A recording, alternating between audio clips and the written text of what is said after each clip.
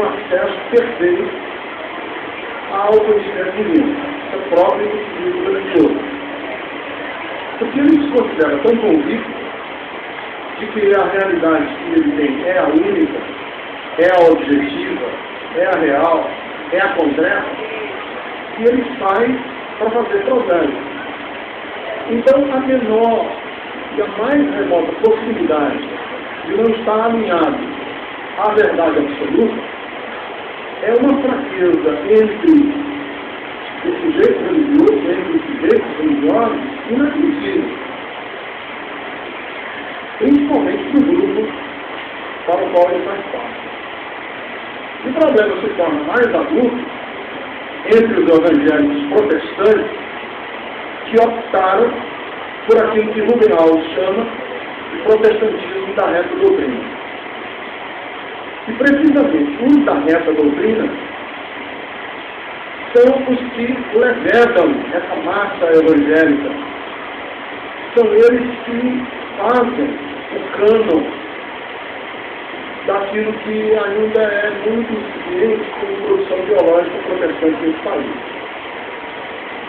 Então, o que é, de acordo com o ideal, o protestantismo da reta doutrina?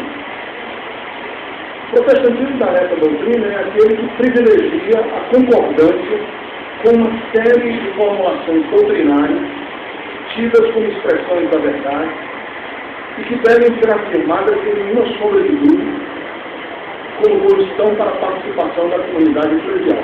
Texto aspas. Portanto, os protestantes da reta doutrina se firmaram nos Estados Unidos quando? Em que época? Firmaram-se no apogeu da modernidade e do iluminismo, quando se questionava a legitimidade entusiasta científica dos relatos bíblicos.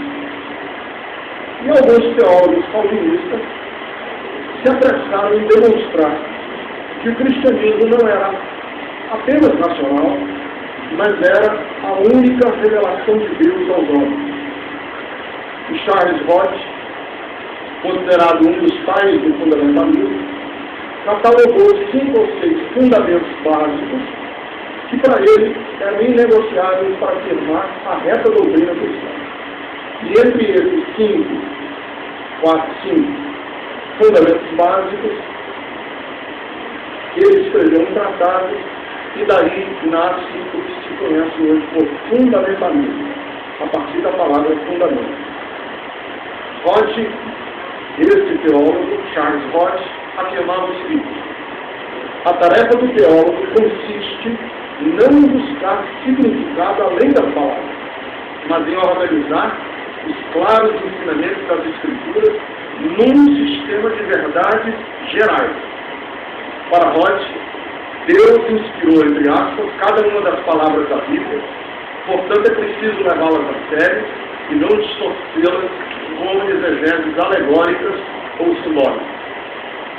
E assim, o termo fundamentalismo, que hoje é carregado de significados negativos, a princípio não passava de um esforço sincero de tornar os textos sagrados em verdades factuais.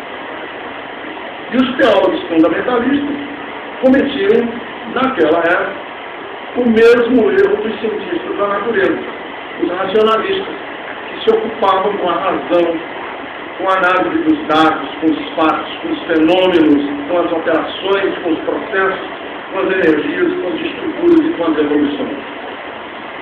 Hans Pym afirmou que caso os teólogos ou filósofos queiram dialogar hoje com a ciência natural, é preciso que eles, os teólogos e filósofos, tenham modéstia e autocrítica. Por quê? Porque a própria ciência chega hoje a reconhecer que não pode mais oferecer verdades definitivas. King não mede palavras quando aborda a atitude do teólogo quanto à verdade, e ele diz, abro aspas, pois também eles que profissionalmente estão empenhados na verdade da fé, não